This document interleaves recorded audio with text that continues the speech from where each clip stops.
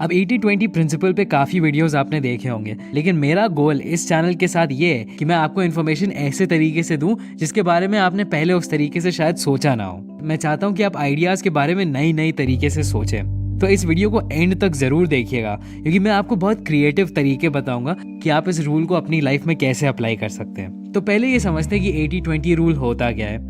इसको Pareto principal भी बोला जाता है और ये एक इटालियन इकोनॉमिस्ट जिनका नाम था विल्फ्रेडो पेरेटो, उनके नाम पे रखा गया है। उन्होंने ये नोटिस किया था कि इटली में 80% जितने भी पैसे थे वो सिर्फ 20% पॉपुलेशन के पास ही थे, तो इसीलिए इस प्रिंसिपल का नाम उनके ऊपर रख दिया गया।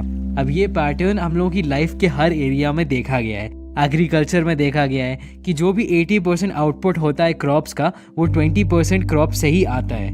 या बिजनेस में देखा गया है कि 80% प्रॉफिट्स जो आते हैं आपके बिजनेस में, वो सिर्फ 20% प्रोडक्ट से आते हैं। और हाँ, आपके बिजनेस में जितने भी 80% रेवेन्यू आएगा वो आपके 20% कस्टमर से ही आएगा। अब आपको इस 80-20 रूल के नंबर में नहीं फंस जाना चाहिए। 80-20 बस एक रफ गाइडलाइन है। इसको 95-5 या 90-10 कोई भी तरीके का डिस्ट्रीब्यूशन हो सकता है, लेकिन मेन पॉइंट इस बात की ये है कि आपको सिर्फ कुछ ही चीज़ें सबसे ज़्यादा इंपॉर्टेंट रिजल्ट्स देंगी। मतलब आपका सिर्फ थोड़ा सा काम आपको सबसे ज़्यादा रिजल्ट्स देगा। मैं आपको एक बहुत प्रैक्टिकल एग्जांपल देता हूँ अपने चैनल से। आप मेरे चैनल पे जाके सबसे पॉपुलर वीडियोस देखिए। जितने भी व्यूज़ आए हैं मेरे चैनल पे, वो सिर्फ 20% व्यूज़ से ही आए हैं। और इसी तरीके से बार बार ये पैटर्न मैंने देखा है कि लाइफ के हर एरिया में रिपीट होता रहता है। अब 80-20 रूल को काफ़ी लोग गलत तरीके से समझ लेते हैं। लोग ऐसा सोचते हैं कि अच्छा, अगर 20% चीज़ों से ही 80% रिजल्ट मिलता है तो मतलब सिर्फ उन 20% चीज़ों पे ही काम करना चाहिए। अब ऐसा पॉसिबल नहीं होगा, क्योंकि मान लीजिए अगर आपको 10 काम करने हैं किसी भी प्रोडक्ट को बनाने के लिए, तो इसका ये मतलब थोड़ी कि आप उसमें से सिर्फ 2 ही काम करेंगे। आपको वो काम सारे ही करने होंगे, लेकिन आपको बस फोकस अपना उन 2 काम पे ज़्यादा रखना चाहिए जो आपको सबसे ज़्यादा आउटपुट दे रहे हो, जिनकी इम्पोर्टेंस सबसे ज़्यादा हो, क्योंकि तभी आप अपने काम को ऑप्टिमाइज कर पाएंगे और कम टाइम में ज़्यादा आउटपुट निकाल पाएंगे। तो मैं आपको एक और एग्जांपल देता हूँ। एक वीडियो बनाने के लिए मुझे 10 काम करने पड़ते हैं। पहले एक बुक पढ़ के नोट्स बनाने होते हैं, फिर उसके मेन आइडियाज़ के बारे में सोचना होता है, फिर स्क्रिप्ट लिखनी होती है,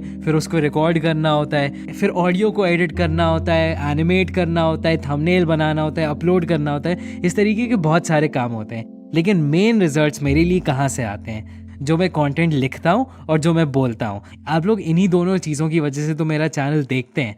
वीडियोस बनाने वाले तो हज़ारों लोग हैं, लेकिन आप मेरी बात क्यों सुनते हैं? सिर्फ इन्हीं दोनों चीज़ों की वजह से। तो अब इसका मतलब ये थोड़ी है कि मैं वीडियोस एनिमेट करना छोड़ दूं या मैं थंबनेल बनाना छोड़ दूं, क्योंकि वो सब बहुत इंपॉर्टेंट होते हैं। लेकिन मेन रिजल्ट्स कहाँ से आ रहे हैं? उन चीज़ों पे अगर मैं फोकस करूं अपना खुद की एनर्जी, और दूसरे काम मैं किसी और से करवा सकता हूं। तो इसी तरीके से आप अपनी लाइफ में भी अलग अलग चीज़ों को ऑप्टिमाइज कर सकते हैं इस रूल को यूज़ करके।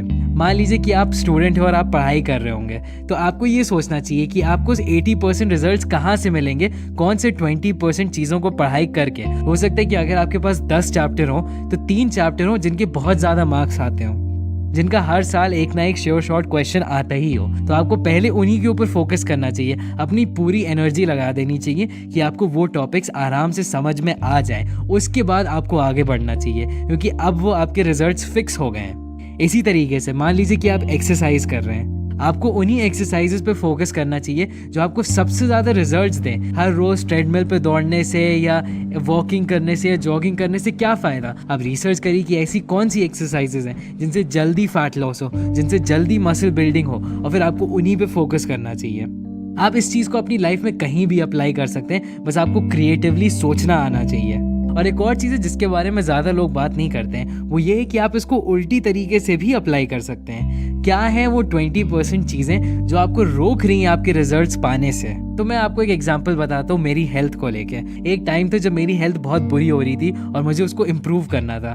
मुझे पता था कि मुझे एक्सरसाइज करनी है, मुझे अपनी डाइट अच्छी रखनी चाहिए, मुझे सोना अच्छे टाइम से चाहिए, मुझे दिन भर में अच्छी हैबिट्स फॉलो करनी चाहिए। लेकिन मैं चाहे जो भी कर रहा था, मैं फेल कर रहा था बार बार। मैं कोशिश कर रहा था हर हफ्ते, लेकिन कुछ ना कुछ हो रहा था कि मैं फेल कर रहा था।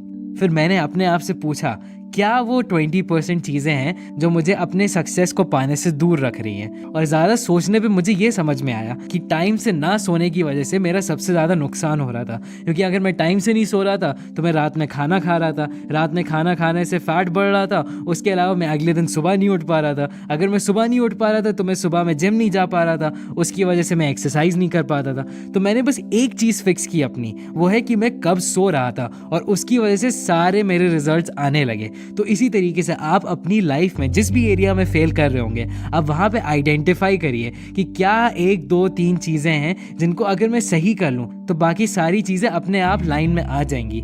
इस तरीके से आप 80-20 रूल को उल्टे तरीके से भी अप्लाई कर सकते हैं।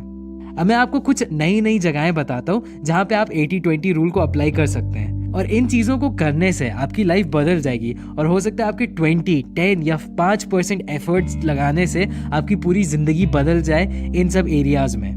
तो पहला तो है मॉर्निंग रिचुअल। मैंने इसके बारे में एक वीडियो बनाया जिसका मैं लिंक डाल दूंगा, और उसके 2 मिलियन व्यूज़ के ऊपर हो गए। और वो इसलिए क्योंकि इस चीज़ ने बहुत सारे लोगों की हेल्प करी है। अब अगर आप चाहते हैं कि आपका दिन बहुत अच्छा गुजरे और आप बहुत ज़्यादा मेहनत कर पाएँ और आप बहुत ज़्यादा काम कर पाएँ, तो ये मॉर्निंग रिचुअल वो 20% चीज़ है जो आपको पूरे दिन भर में रिजल्ट्स देगा।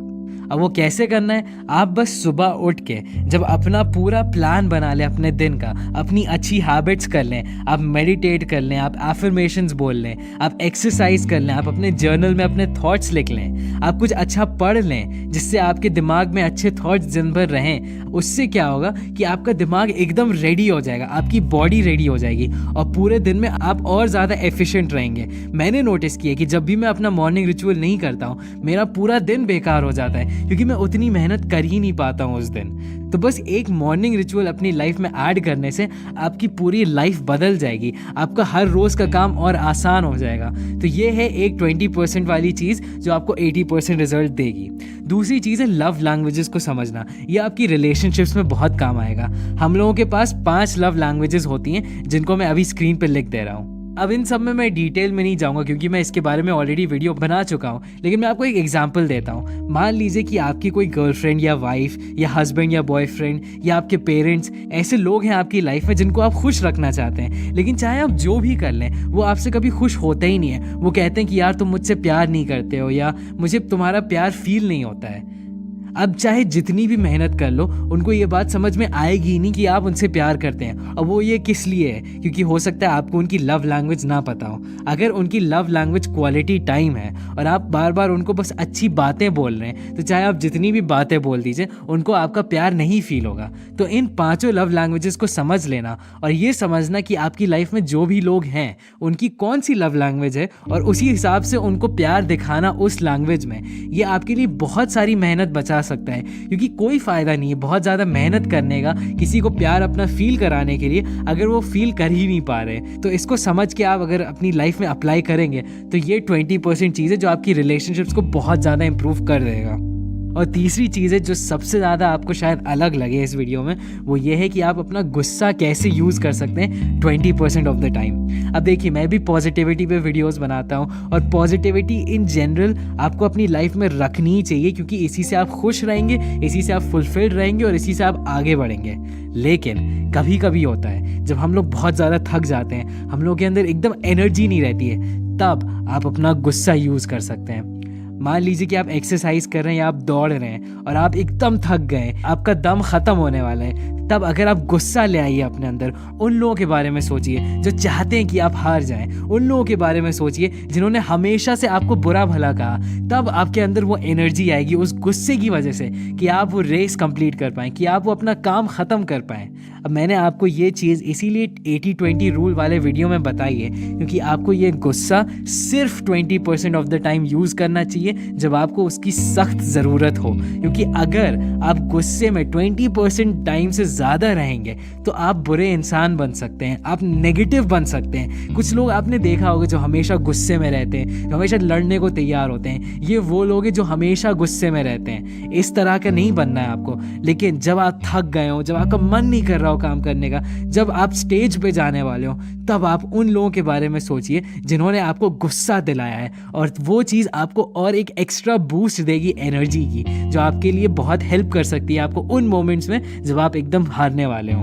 तो अब आपका ये काम है कि आप ये सोचिए कि आप अपनी लाइफ को किस तरीके से ऑप्टिमाइज कर सकते हैं। क्या वो एरिया है आपकी लाइफ में जहाँ पे आप ये रूल अप्लाई कर सकते हैं? और प्लीज़ मुझे नीचे वाले कमेंट्स में ज़रूर बताइएगा कि आप इसको कहाँ पे अप्लाई करने वाले हैं अपनी लाइफ में। अब मैं आपके सारे कमेंट्स पे रिप्लाई तो नहीं कर पाता हूँ कि एक दिन में 150-200 कमेंट्स आते हैं, लेकिन मैं पढ़ता ज़रूर हूँ, आप सबकी बातें मैं सुनता हूँ। तो अगर आपको प्लीज़ कुछ भी लिखना हो तो नीचे ज़रूर लिख दीजिएगा, मैं पढ़ूंगा ज़रूर।